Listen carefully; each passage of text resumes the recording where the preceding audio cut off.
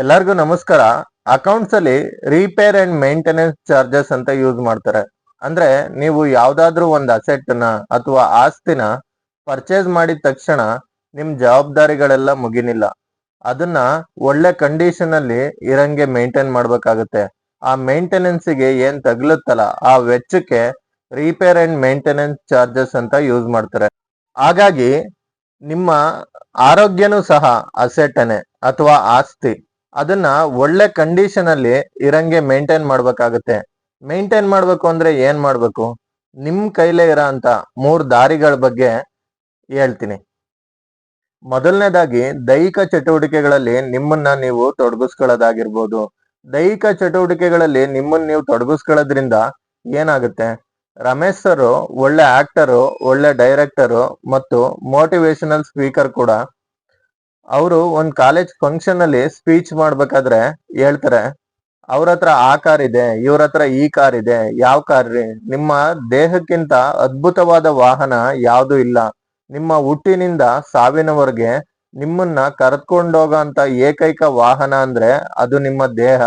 ಆ ದೇಹವನ್ನ ನೋಡ್ಕೊಳ್ಳೋ ಅಂತದ್ದು, ನಿಮ್ಮ ಆರೋಗ್ಯದ ಕಡೆ ಗಮನ ಕೊಡೋ ಅಂತದ್ದು ನಿಮ್ಮ ಫಸ್ಟ್ ಜವಾಬ್ದಾರಿ ಆಗಿರುತ್ತೆ.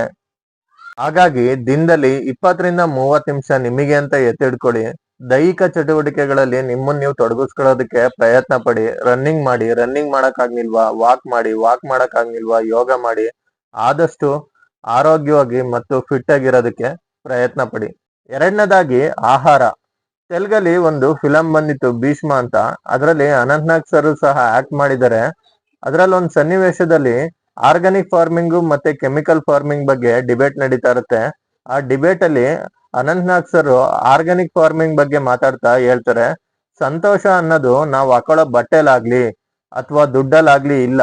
ಸಂತೋಷ ಅಂದ್ರೆ ಆರೋಗ್ಯ, ಅದು ನಾವು ತಿನ್ನೋ ಆಹಾರದಲ್ಲಿದೆ ಅಂತ. ಹಾಗಾಗಿ ನಿಮ್ಮ ಫುಡ್ ಹ್ಯಾಬಿಟ್ಗಳ ಬಗ್ಗೆ ಗಮನ ಕೊಡಿ. ಆದಷ್ಟು ಮನೇಲೆ ಊಟ ಮಾಡೋದಕ್ಕೆ ಪ್ರಯತ್ನ ಪಡಿ. 365 ದಿನನೂ ಮನೇಲೆ ಊಟ ಮಾಡೋದಕ್ಕಾಗಲ್ಲ. ಹೊರಗಡೆನೂ ತಿನ್ಬೇಕಾದಂತ ಪರಿಸ್ಥಿತಿ ಬಂದೇ ಬರುತ್ತೆ. ಅಂತ ಸಂದರ್ಭದಲ್ಲಿ ಶುಚಿಯಾಗಿರೋ ಕಡೆ ಆಹಾರ ಸೇವನೆ ಮಾಡೋದಕ್ಕೆ ಪ್ರಯತ್ನ ಪಡಿ. ಮೂರನೇದಾಗಿ ನಿದ್ದೆ. ನಿಮ್ ದೇಹದಲ್ಲಿ ವಿಟಮಿನ್ ಡಿ ನ ಸರಿಯಾದ ಪ್ರಮಾಣದಲ್ಲಿ ಇಟ್ಕೊಳ್ಳೋದಕ್ಕೆ ಪ್ರಯತ್ನ ಪಡಿ. ಅದರಿಂದ ನಿಮ್ ನಿದ್ದೆ ಅಷ್ಟಾಗಿ ಡಿಸ್ಟರ್ಬ್ ಆಗಲ್ಲ. ವಿಟಮಿನ್ ಡಿ ನ ಸರಿಯಾದ ಪ್ರಮಾಣದಲ್ಲಿ ಇಟ್ಕೋಬೇಕು ಅಂದ್ರೆ ಏನ್ ಮಾಡ್ಬೇಕು?